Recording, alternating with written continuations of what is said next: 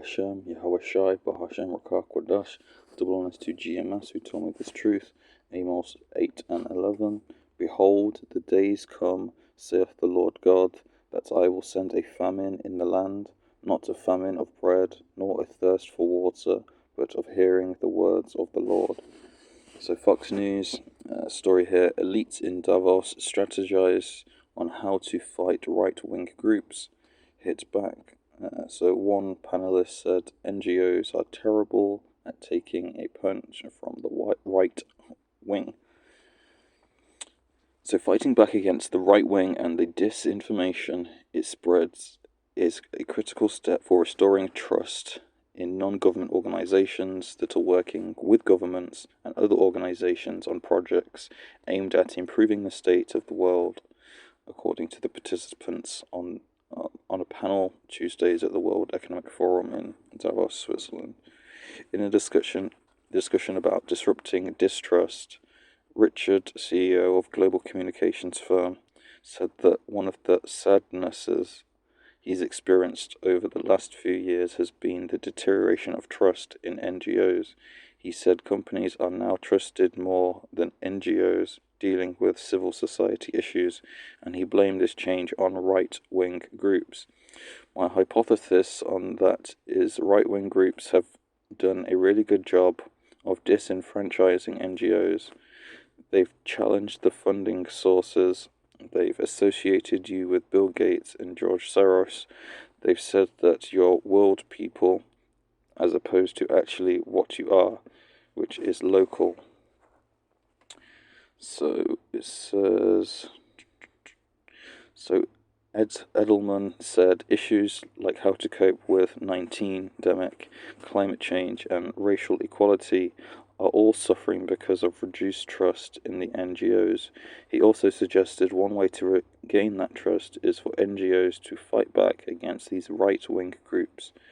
You guys are great at punching, but terrible at taking a punch, he said. You have to learn to do two things. One is preempt. When they're going to punch you, you've got to know they're going to punch you and say, why are they punching us? And we call it pre-bunking.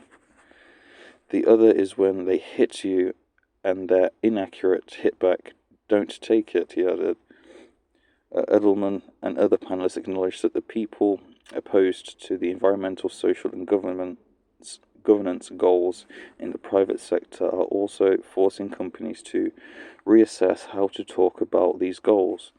When a representative of the Anti-Defamation League said companies are starting to shy away from the explicit use of ESG as a corporate goal.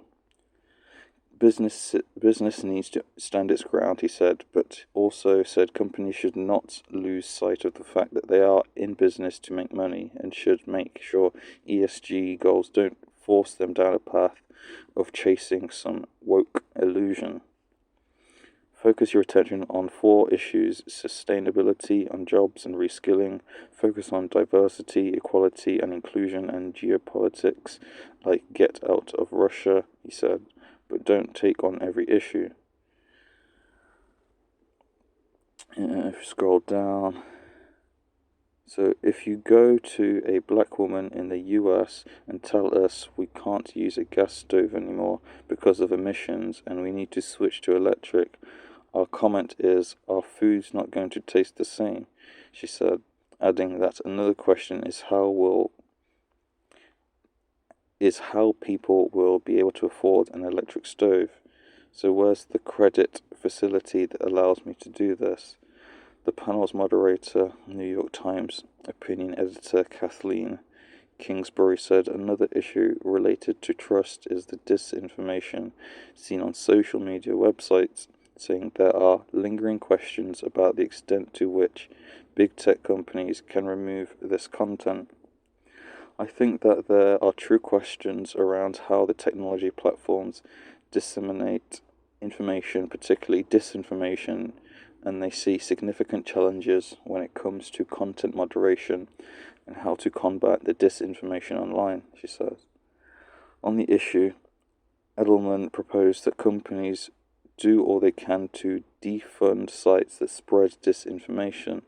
I think the first thing that businesses need to do is deprive platforms that spread disinformation of oxygen. Stop advertising, pull your promotion money. Edelman said that more needs to be done here, as the boycott of Twitter has had just a modest impact, while attempts to boycott Facebook have failed. So they're going to be coming after the truth. Inshallah.